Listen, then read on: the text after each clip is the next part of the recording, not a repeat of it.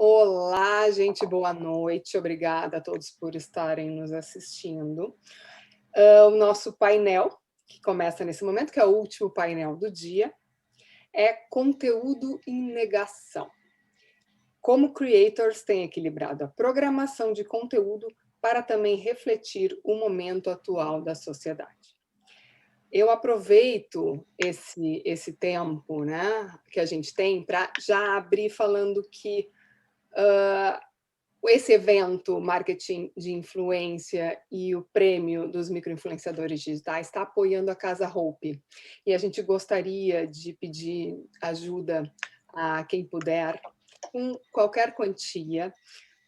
A Casa Hope é uma instituição filantrópica com 25 anos de história que ajuda crianças e adolescentes de baixo poder aquisitivo a vir a São Paulo durante os tratamentos de doenças graves, como câncer, crianças que precisam de transplante, enfim. A casa oferece hospedagem, alimentação, acompanhamento psicossocial para essas crianças e seus acompanhantes durante todo o processo que elas precisam. Essa é uma casa com uma história linda que precisa da nossa ajuda, então estamos aqui como influenciadores, já que temos voz, a gente tem que usar essa voz para esse tipo de, casando inclusive com a nossa pauta, para esse tipo de ações que tragam benefício, tragam valor real para a sociedade. Então, eu sou muito feliz de estar tão bem acompanhada, com um painel tão plural, para falar sobre um tema tão legal. Eu vou apresentar, eu sou Maria Tereza, eu sou sócia diretora da área de multimídia da Planin Comunicação. Vanessa Daniele, ela é do Barbaridade Nerd, ela já vai se apresentar rapidinho. Michel Arouca, criador do Série Maníacos TV, e Ricardo Natali, que é um dos nossos premiados do dia na categoria empreendedorismo. Eu vou pedir rapidamente, Vanessa, se tu puder se apresentar rapidamente, falar um pouquinho do teu canal, para a gente já falar do assunto. Hello, guys! Oi, gente! Eu sou Vanessa Daniele. Eu criei há quase 5 anos atrás o canal Barbaridade Nerd. Fui para o Instagram, fui para várias redes, aí eu acabei revelando o meu nome, que era Bárbara, na hora que eu comecei. Agora é Vanessa Daniele. Comecei a estudar marketing influência, trabalhar em agências, e hoje eu tenho metade. Eu tenho o lado creator e tenho o lado criar campanhas e executá-las, gerenciar, report, fazer todos esses lados de marketing de influência que eu amo. Então, da Vanessa, a gente tem, do meu lado, temos uma agência, a Vanessa é ambivalente, que é ótimo. Meio a meio. E agora eu queria ouvir um pouco do Michel. Michel, pode se apresentar rapidamente? É um prazer, inclusive, eu sou publicitário, já trabalhei em agência, então é muito bom estar aqui com colegas da área. Hoje eu toco, né, o ecossistema do Série Maníacos, que envolve o site, seriemaníacos.tv, canal no YouTube, podcasts, redes sociais, e eu também sou sócio fundador da Genko Filmes, que é uma produtora aqui de São Paulo, então a TNT precisa criar um produto para o YouTube delas, a gente faz, a NBC Universal precisa de um canal no YouTube, a gente faz, Netflix, tal, a gente presta serviços os principais players desse mercado, e nos últimos 12 anos, o que eu tenho feito na vida é isso, é comentar sobre séries, falar sobre séries, escrever sobre séries. Nos últimos 5 anos também eu sou comentarista das principais premiações de TV e cinema na TNT, então Oscar, Emmy, Globo de Ouro, a voz crocante que vocês ouvem na transmissão é a minha, durante a TNT, e é muito legal estar aqui com vocês. Eu preciso dizer aqui que eu também fui um dos vencedores de hoje na categoria entretenimento, então estou muito feliz, igual o Ricardo aí também, então estamos juntos. Parabéns, parabéns.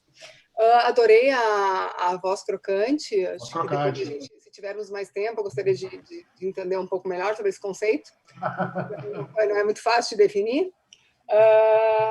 Ricardo, poderia nos apresentar um pouco sobre a tua trajetória, por favor? Claro. Bom, prazer estar aqui, que honra, obrigado pelo convite. Eu sou sou fundador do Experience Club, que é uma plataforma de networking e conhecimento para o mercado corporativo. Hoje são quase 3.000 executivos do primeiro escalão das maiores empresas do Brasil, vice-presidentes, presidentes, donos, empresários, que fazem parte da nossa rede. Nós fazemos eventos digitais, eventos presenciais, fóruns, e principalmente difundimos conhecimento para essa mudança de mercado, para as transformações, para as tomadas de decisão. Agora vocês entenderam quando eu disse que era um painel extremamente plural, né? Porque temos vozes muito diversas, trabalhando com públicos muito diversos. E o tema da nossa conversa aqui, super legal, super interessante, é conteúdo em negação. Por que conteúdo em negação? Porque, na verdade, o que é o influenciador? Ele tem uma agenda de conteúdos que dizem respeito ao seu público, a quem o segue.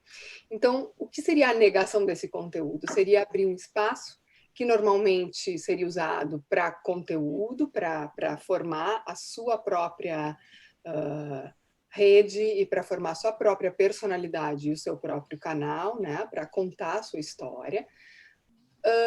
Para causas sociais. Então, seria, e também não para publis, né? Abrir um espaço para causas sociais, para temas que normalmente esses canais não entrariam. Então, são conteúdos que não se encaixariam naturalmente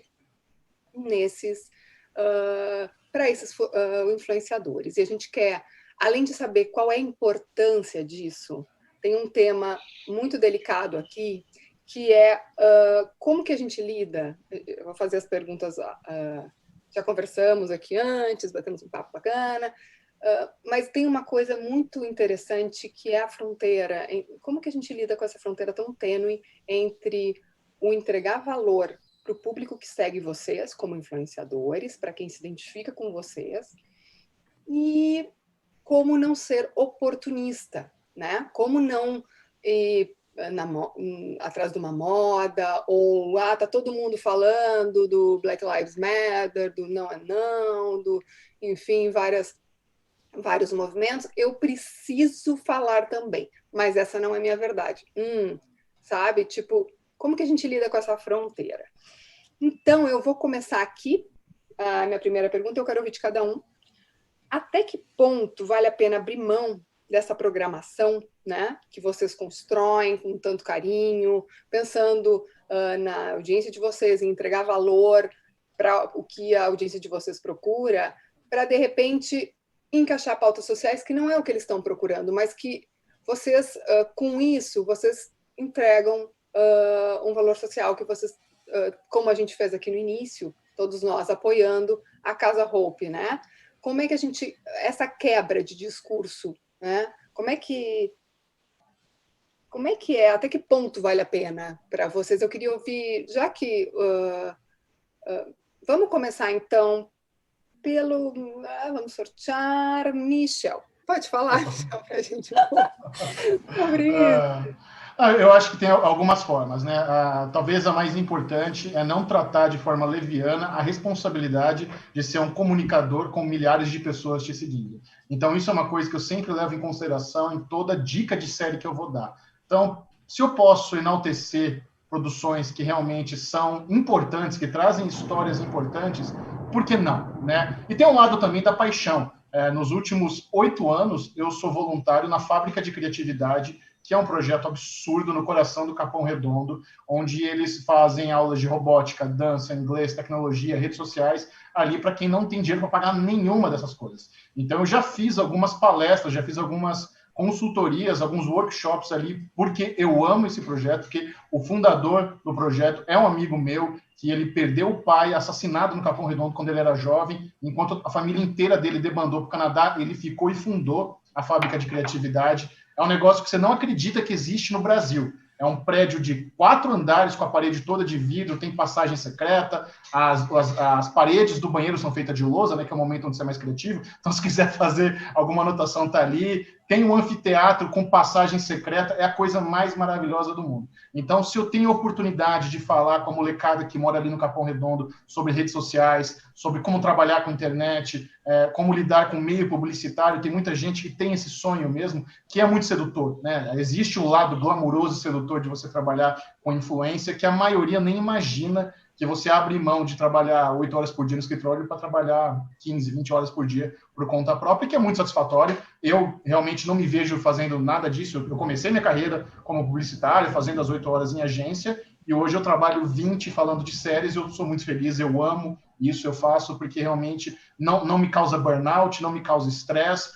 Eu encaro também, até falei isso mais cedo no painel que a gente estava recebendo os prêmios, eu encaro o meu trabalho no Série Maníacos com muita positividade, com muita leveza. Eu faço questão de falar de séries que eu amo. Tem muita série que eu assisto, eu não gosto, nem faço questão de falar delas, não fico hateando série, sabe, o público da série. Então eu trabalho com muita paixão e muito carinho, e tudo isso tem que ser orgânico, porque também é tentador para a pessoa que trabalha com influência ceder as pautas populares, sabe? É tentador você ver todo mundo fazendo, todos seus amigos fazendo, você fala, poxa, eu também quero estar com essa galera, mas muitas vezes não é uma coisa que conversa com você e você cede. Ou com a audiência também, né? Ou não conversa com a audiência, todo mundo vai estranhar, vai falar assim, nossa, mas por que ele está falando sobre esse assunto? O que está acontecendo? Perfeito. Não, a Vanessa falou tudo. E aí eu acho que até fere o seu maior ativo, que é a sua credibilidade, sabe? Quando você tem sua credibilidade e autoridade em xeque, você, sabe,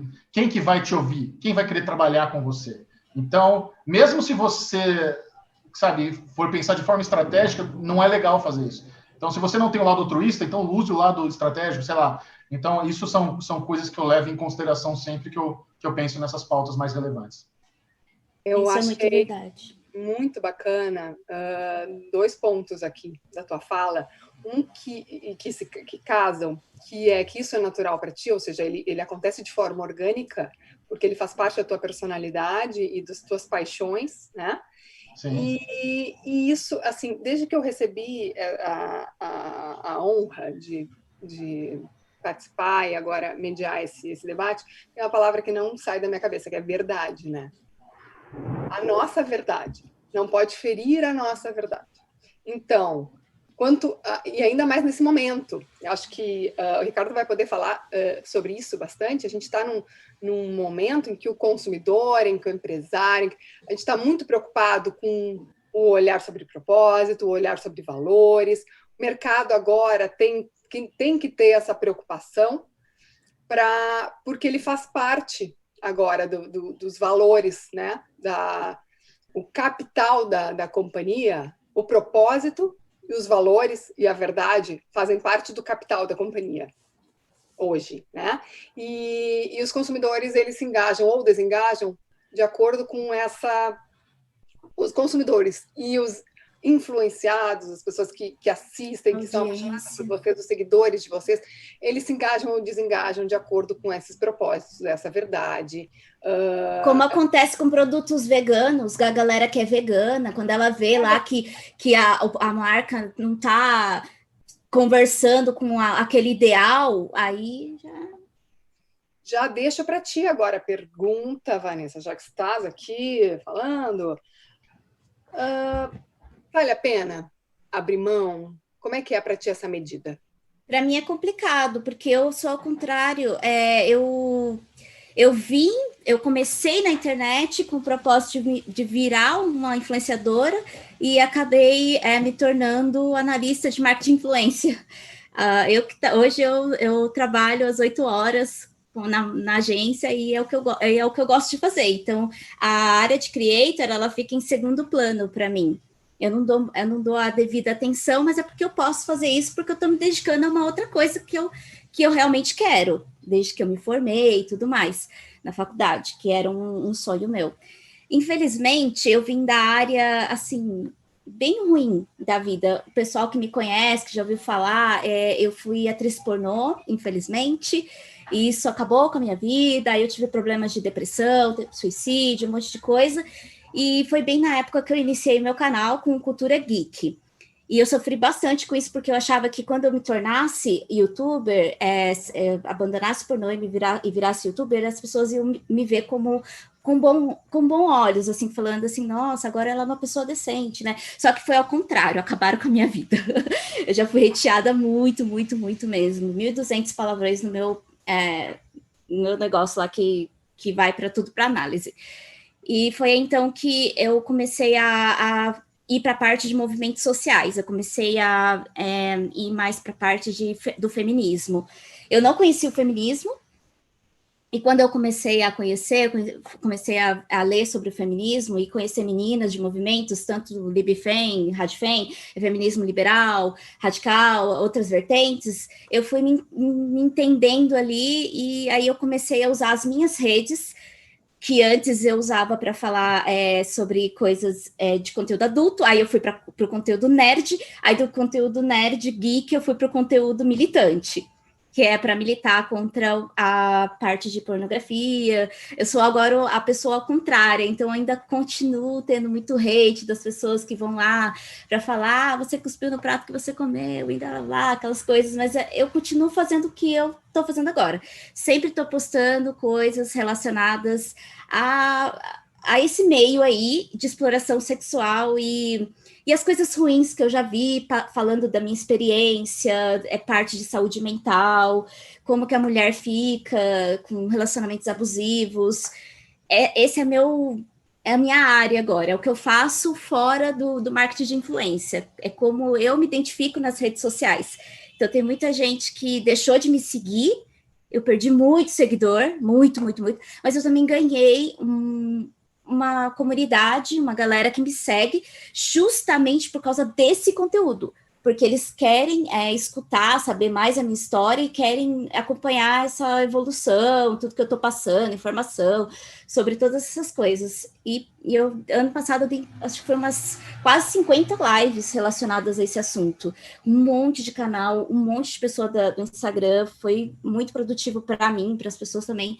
Então, eu acho assim que, no meu caso, não posso mentir, eu não posso negar, falar, não consigo, eu já abandonei campanha, eu já recebi campanha com briefing, aí quando eu li o briefing, aí eu falei para a moça, não dá para fazer essa campanha aqui não, porque o que está dizendo aqui no briefing não condiz com que eu converso com a minha audiência, e aí eu cortei e não fiz a ação, que aconteceu isso comigo. É mais ou menos isso. Não, tu respondeu, então, até que ponto vale, né, abrir mão. E a tua questão, uma coisa interessante aqui, é que o teu movimento, ele tem tudo a ver com o que a gente está tratando aqui. Porque o teu movimento é um movimento ao contrário de nós, que é ao contrário do Ricardo, do Michel, que eles abrem espaço para, ou estamos aqui conversando sobre abrir espaço, sobre pautas sociais. Tu é uma pauta social ambulante. Por quê? Porque tu tem a tua história de vida e tu abriu esse canal para informação, para mudar a vida de outras pessoas, para trazer a tua verdade, a tua experiência, para fazer para informar, para conscientizar, para dizer, olha, atrás desse objeto que vocês estão odiando, porque, né, as pessoas objetificam, atrás desse objeto que vocês estão odiando existe uma pessoa com outro tipo de interesses e que está aqui, quer ser respeitada e levantou a mão. Isso é uma força, e isso é uma força que carrega um monte de gente junto contigo. Então, sim uma... teu canal já é perpassado por pautas sociais. Teu canal é perpassado por interesse que foge das pautas sociais, né? Então, que vai de encontro com as pautas sociais. Tu abre um espaço natural. Eu acho que o contrário, que para ti é o contrário. Tu está sempre te posicionando de uma forma que as pessoas olhem esse movimento que tu fez e comecem a compreender, a entender o diferente, a ver o valor do outro. Porque história todo mundo tem. Que eu não quis ir para o lado estratégico. Talvez se eu tivesse ido, como o Sérgio Manico falou, de ir para o lado estratégico, talvez eu pudesse crescer como creator e hoje estivesse estabilizada, tudo mais. Só que eu não...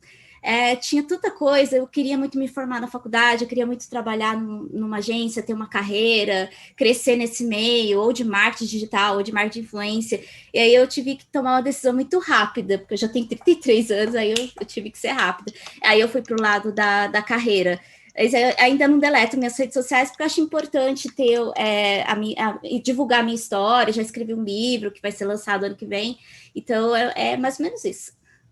Então, acho que as pautas sociais, elas fazem parte do DNA do teu canal, do DNA do que tu trabalha, e abrir para outras questões já seria muito mais natural, para outras lutas de minorias, enfim, já seria muito mais natural no teu canal, exatamente porque tu já tem esse discurso, enfim, de acolhimento, de aceitar o diferente, da diversidade, e a gente tem que falar muito sobre isso aqui, né? O valor da diversidade. Então, todas as empresas, agora já que a gente vai perguntar para o Ricardo, todas as empresas, elas estão olhando o diverso, o plural, com valor imenso, porque a soma dos diferentes tem um potencial criativo gigante dentro das companhias. Isso é muito valioso.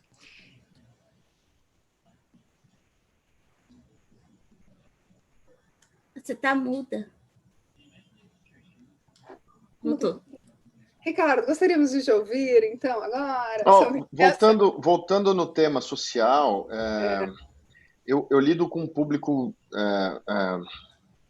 eu lido com um público mais maduro, né, que vem tendo bastante sucesso, né, nas suas trajetórias e que, de uma certa forma, se sentem, né, no compromisso desse give back, né, para a sociedade, de doar, né, ganham muito, né, então o próprio Experience Club, desde o primeiro ano, a gente vem investindo e apoiando muitas iniciativas, né, GRAAC, ACD, o Teto, Gerando Falcões, Amigos do Bem, grandes entidades, grandes ONGs, né, a gente já direcionou mais de 20 milhões de reais para todas essas instituições, então a gente tem um papel muito forte de levar caminhos, né? O que a gente sente, por mais que esses executivos, empresários tenham essa consciência, como o tempo passa muito rápido, eles têm uma rotina muito, né, pesada, com muita carga horária,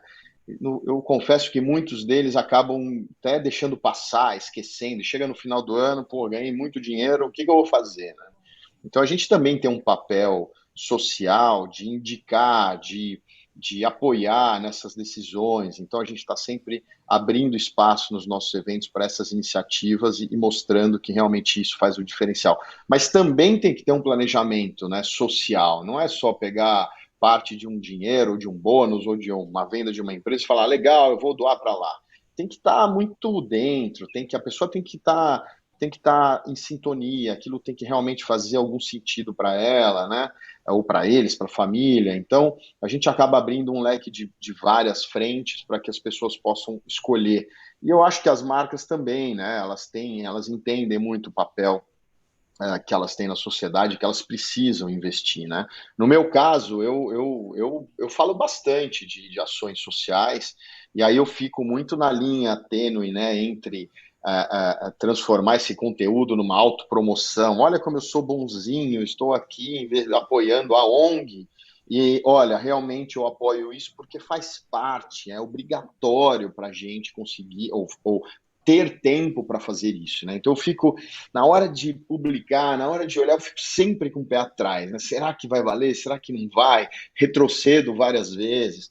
Eu acabei de ser muito impactado, assim como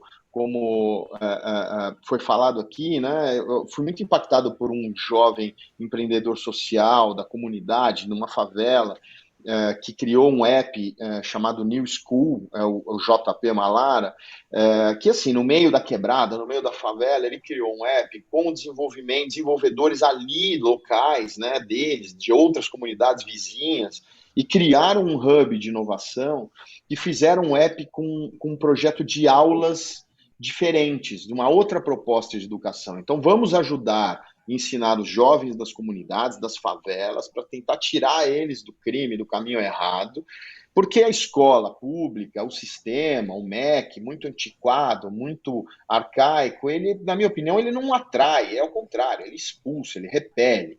Então, esse menino criou uma linguagem nova de ensinar, com o linguajar da comunidade, com aulas diferentes sobre temas diferentes e também as matérias básicas. Então, ele me trouxe um desafio, eu fui até lá, conheci o espaço, me trouxe um desafio. Olha, precisamos captar quase R$1 milhão no ano para poder realmente fazer as versões, as atualizações, gravar as aulas, fazer estrutura, construir um hub. Então, isso é uma causa que me motiva muito, que me faz trazer os meus parceiros. Eu trouxe parceiro de auditoria, parceiro de contabilidade, botei o meu diretor financeiro para tocar. Agora vamos buscar, né? A gente fala com quase 5.000 empresas de grande porte, médio e grande porte, não é possível eu não buscar esse dinheiro em prol de uma causa tão nobre, né? Então, isso acontece muito, né? A gente trabalha muito com isso.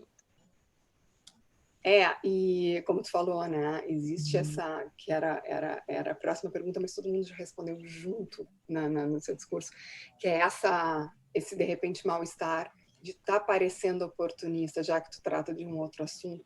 Será que eu tenho que me dizer como é que eu vou ser lido, como é que não vai ser lido? É o que a gente estava falando, é a verdade. A verdade do teu trabalho são as coisas que tu valoriza, e eu acho que quando a gente fala com a verdade, a nossa verdade, no caso agora, falando sobre as coisas que te emocionam, te tocam, fazem parte, que tu entende que fazem parte da tua responsabilidade, assim como as grandes empresas responsáveis entendem que elas têm uma responsabilidade social. Eu acho que isso já... essa fronteira não precisa ser uma preocupação para ti. A gente descobriu, né, nos últimos tempos, a gente descobriu uma coisa, né?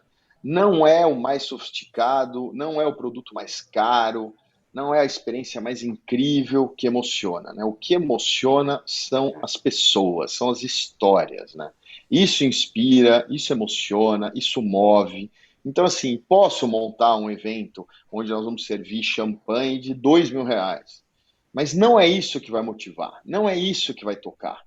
Talvez a história desse menino num palco ou em um espaço falando e pedindo apoio e dividindo a causa possa ser 1000 vezes mais marcante do que esse luxo fútil, né? Que que dentro do público todo mundo tem acesso. Então, eu acho que tem uma transformação de mindset, de cabeça, de mentalidade de uma geração que está chegando hoje, né, no topo da pirâmide do mercado corporativo, com seus 40, 45, 50 anos, que já pensam muito diferente da geração anterior, né, sobre isso, né? E aí você comentou sobre diversidade, Maria Tereza, assim, é provado, né? Todas as grandes empresas, as auditorias já provaram, né, que a diversidade aumenta faturamento da empresa. Por que aumenta faturamento? Porque uma empresa que tem somente uma linha de visão, ela vai só entregar uma linha de visão. Ou a empresa entende que hoje as transformações são feitas pelo mix de gerações e de gêneros, para você entregar o valor que a sua empresa quer para os seus clientes, para o mercado, ou esquece, essa empresa está fadada a morrer. Ou a empresa investe em diversidade de gêneros, de regiões e de cabeças, de culturas, ou ela não vai prosperar. Não existe outra fórmula. E assim, eu falo com os vice-presidentes de RH das maiores empresas do Brasil. Eles estão muito avançados. Eles têm processos muito qualificados. Não tem uma empresa hoje, no patamar das 1000 maiores empresas do Brasil, que não está dando espaço, que não está se dedicando. Eu, particularmente, acho que é muito válida toda a discussão, etc., mas se a gente for para as empresas hoje de grande porte, todas estão muito avançadas. Eu acredito muito, eu sou muito otimista, eu acredito muito num desenvolvimento bastante rápido de questões críticas como essa, porque essas pessoas estão liderando movimentos fortíssimos de transformação. Por exemplo, o Goldman Sachs já disse que não investe, um dos maiores bancos de investimento do mundo, não investe em empresa onde não existe uma mulher no conselho. Já começa assim. A Rachel Maia, que era presidente da Lacoste, criou a sua consultoria de diversidade, já está em vários conselhos representando os negros. Então, assim, as empresas estão muito avançadas, as empresas com as quais eu falo, né? Não estou generalizando, estou falando nesse bloco das grandes empresas. Então, eu vejo dessa forma. Então, infelizmente, a gente vai ter que encerrar, gente, porque tá incrível essa conversa, tá incrível. A gente trouxe, acho que, visões diferentes e muito agregadoras sobre várias perspectivas sobre essa mesma questão. Mas Camila já puxou a minha orelha aqui, que nós temos que encerrar. Então, eu agradeço, Ricardo Natali, agradeço muito obrigado. A todos. Agradeço Vanessa Daniele, Michel Arouca, pela participação, pela explanação. E eu queria lembrar que esse evento teve apoio da Planning Comunicação, Bayer Brasil e Airfluencers. Ok? Então, não esqueçam lá, a gente está com o QR Code para ajudar a Casa Hope, a gente está com o QR Code aí na tela para vocês. Tchau, tchau, pessoal. Muito obrigada pela audiência. Muito obrigado. Valeu, tchau.